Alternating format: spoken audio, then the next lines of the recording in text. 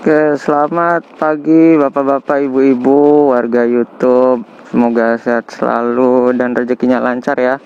Kali ini saya ada di Malaka, Bukit Malaka.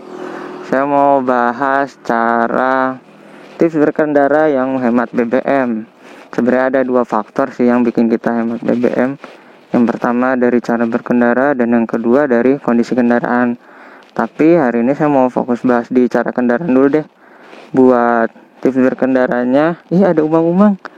Tips berkendaranya saya bakal bahas di video selanjutnya. Jadi klik tombol subscribe-nya ya. Oke, pertama kita harus ngerti dulu nih cara kerjanya. Gimana sih BBM itu keluar dari motor. Jadi ini ada hand grip. Hand grip ini dia nyambung ke selongsong gas. Nah, terus dia nyambung ke kabel gas. Dan kabel gas ini lanjut ke namanya throttle body di sini. Kalau kita putar selongsong gasnya, nah dia itu bisa bergerak dan dia akan ngebuka katup yang ada di dalam. Katupnya ini bentuknya kayak koin ya. Jadi katupnya itu kalau ngebuka, dia akan membuka udara dari air filter dari intake sini. Nah, kalau katupnya membuka, udaranya itu masuknya banyak, nanti akan dibaca oleh sensor. Sensor akan ngirim sinyal ke ECU untuk mengeluarkan bahan bakar. Jadi udaranya bahan bakar yang dikeluarin itu harus seimbang dengan udara yang masuk.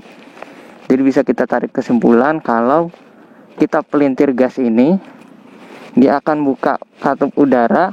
Katup udaranya banyak, maka bahan bakar yang disemprotkan juga semakin banyak. Itu ya.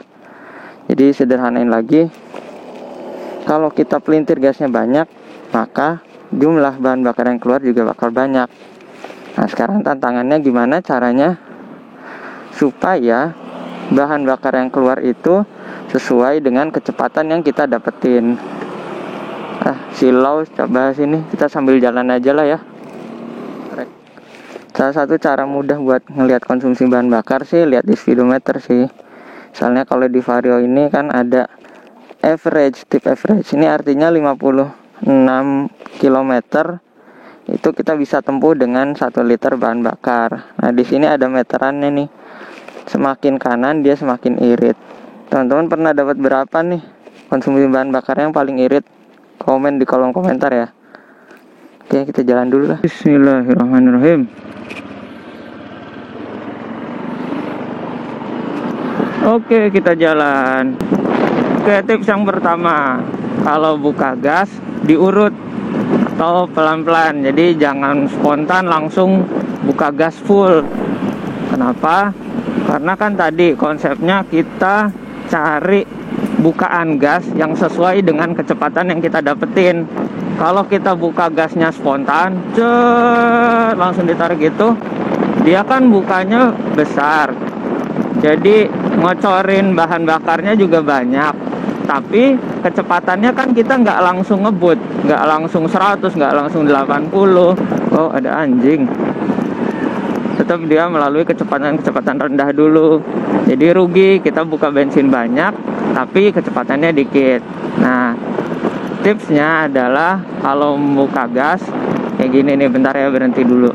Kalau buka gas diurut, jadi dikit dulu, misalnya 1/8. Kalau udah mentok naikin lagi, kalau kira-kira mentok lagi naikin lagi, kira-kira mentok lagi naikin lagi, kayak gitu sampai kecepatan yang diinginkan.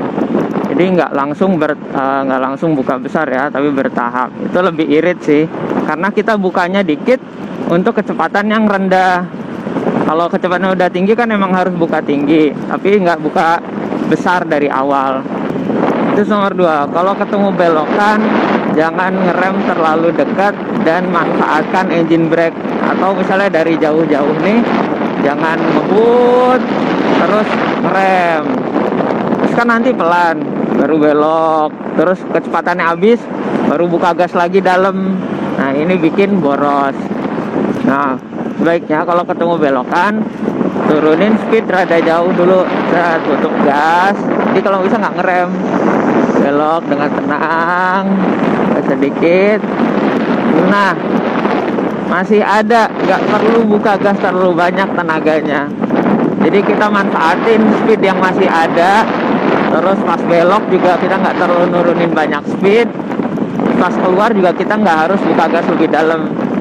Loh, itu kan belokan yang enak tuh buat cornering. Kalau misalkan belok yang patah kayak gimana? Sama aja sih prinsipnya. Gas, intinya sih turunin gas sebelum terlalu dekat dengan belokan. Gantung, nah keluarnya nyantai, gitu kira-kira. Terus tips selanjutnya ini buat motor manual ya, buat yang masih oper gigi. Jadi kalau ngoper gigi, usahakan RPM-nya jangan terlalu rendah dan jangan terlalu tinggi. Karena kita nggak dapat tenaga yang maksimal di RPM yang terlalu rendah dan terlalu tinggi. Contohnya ini ada grafik dyno ya. Nah bisa kita lihat, emang sih kalau putar mesin tinggi, putar mesin dari bawah ke atas itu naik kan, naik, tapi nanti dia turun lagi. Terus dia ada percabangan antara horsepower dan torsi. Jadi ada momen ketika powernya itu turun. Nah kita ngoper giginya itu di putaran mesin yang ngasih power paling tinggi. Kalau mau hemat sekalian ya cari di mana puncak torsinya, kayak gitu gak. Gampangnya ya puncak torsinya berapa, di situ udah tahan di situ atau ngoper di situ. Kayak contohnya kita buka sesi kasih mesin Vario ya 150. Ini salah satu poinnya kenapa saya milih ini nih, karena dia torsinya di putaran bawah udah nampol. Jadi gak usah buka gas terlalu dalam, tapi dia udah mau dorong, udah loncat. Jadi itulah kenapa lebih irit sih rasanya bawa ini. Terus selanjutnya ini juga nggak semua motor ada sih. Manfaatkan fitur idling stop. Kalau misalnya kita di lampu merah tapi nggak nyalain idling stop, itu dia mesinnya bakal tetap jalan. Tapi kalau kita nyalain idling stop, dia mesinnya bakal otomatis mati. Nah kalau kita berhenti di lampu merahnya itu semenit kan lumayan tuh yang dibuang. Karena walaupun dia nggak jalan, kita nggak buka gas, tapi tetap akan ada bensin yang keluar. Jadi seperti sarannya dari akun officialnya Kitako juga ya, manasin motor itu sebenarnya 2-3 menit doang supaya olinya naik, supaya terlumasi semua. Karena kalau lama-lama ya boros bahan bakar. Ini kalau ada idling stop motornya enak banget ya, tinggal digas aja, nggak usah diapain, udah nyala. Oke teman-teman, itu aja deh buat part pertama. Intinya nih tangan tuh disekolahin dulu. Terus kalau ada belokan, buka gas, yang ngerem terlalu dalam, tahan gasnya, belok. Terus tips nomor 3, kalau ngoper gigi jangan terlalu rendah, jangan terlalu tinggi. Tips nomor 4, manfaatin idling. Jaga selalu protokol kesehatan dan peraturan berlalu lintas. Sampai ketemu di video selanjutnya. Kalau senang dengan video ini, di like. Kalau dirasa bermanfaat, di share. Dan jangan lupa di subscribe, karena saya akan ngepost video-video lain tentang permotoran. Terima kasih.